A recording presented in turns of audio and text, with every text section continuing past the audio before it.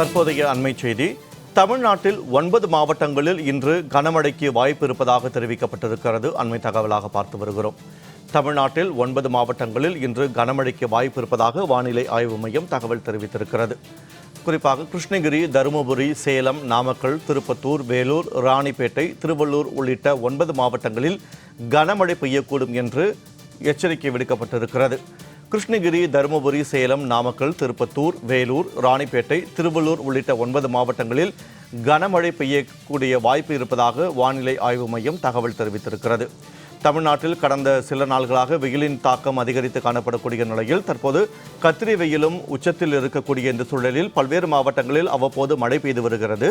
இந்த நிலையில் 9 மாவட்டங்களில் இன்று கனமழைக்கு வாய்ப்பு இருப்பதாக வானிலை ஆய்வு மையம் தகவல் தெரிவித்திருக்கிறது.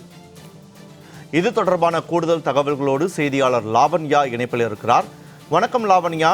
இன்று 9 மாவட்டங்களில் கனமழைக்கு வாய்ப்பு இருப்பதாக வானிலை ஆய்வு மையம் தெரிவித்திருக்கிறது. எத்தனை நாட்களுக்கு இந்த மழையின் தாக்கம் இருக்கக்கூடும்? வானிலை ஆய்வு மையம் சொல்வது என்ன? விவரங்களை பதிவு செய்யுங்கள்.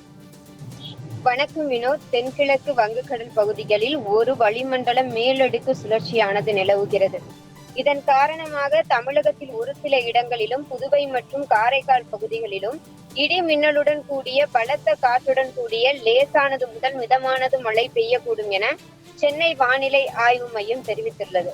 குறிப்பாக கிருஷ்ணகிரி, தர்மபுரி, சேலம், நாமக்கல், திருப்பத்தூர், வேலூர், ராணிப்பேட்டை, திருவள்ளூர் மற்றும் திருவண்ணாமலை மாவட்டங்களில் ஓரிரு இடங்களில் கனமழைக்கான வாய்ப்பு உள்ளது எனவும் தெரிவிக்கப்பட்டிருக்கிறது.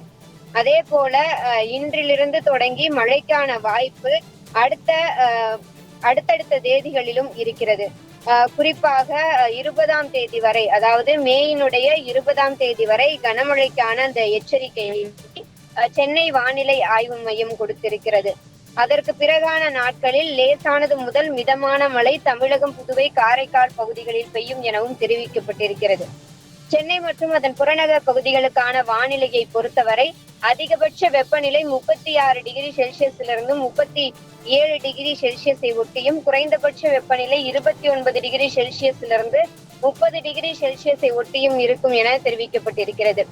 ஓரளவு வானம் மேகமூட்டத்துடன் இருக்கும் எனவும், நகரின் ஒரு சில பகுதிகளில் லேசான மழை பெய்ய வாய்ப்புள்ளது எனவும் தெரிவிக்கப்பட்டிருக்கிறது.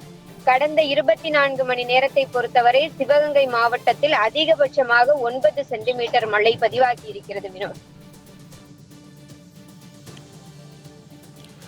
மழை தொடர்பான அண்மை தகவல்களுக்கு நன்றி லாவண்யா.